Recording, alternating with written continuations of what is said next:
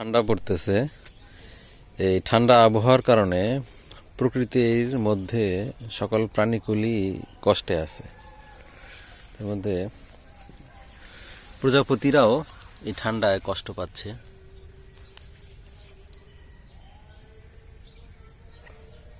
তাহলে এগুনার নিয়ে ঘরে চিন্তা যাও, তাহলে তো এগুনার আর গরম লাগবে না, শীত লাগবে না। এগুলো তোমার কাছে রেখে দিন। এইটা শীতের মধ্যে প্রচণ্ড ঠান্ডায় ফুল ফোটার সংখ্যাও কমে গেছে। কিছু কিছু প্রাণীদের খাবার সংগ্রহে কষ্ট হচ্ছে। শীতকালে তো পিঁপড়ারা মাটির ভিতরে চলে যায়, পিঁপড়াদের বেশি সমস্যা।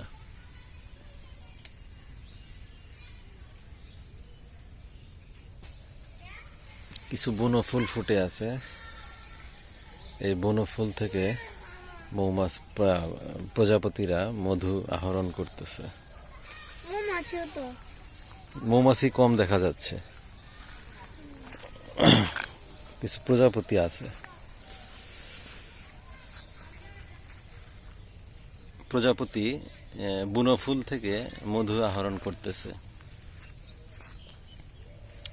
প্রজাপতি তো অনেক রঙের হয়, এটা সাদার মধ্যে হালকা একটু কালো ছোপ ছোপ, অনেক রকমের প্রজাপতি হয়।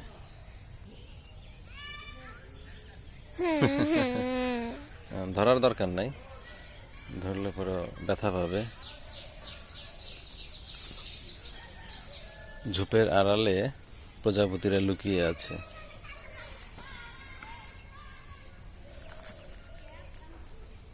বাবা, আরেকটা প্রজাপতি।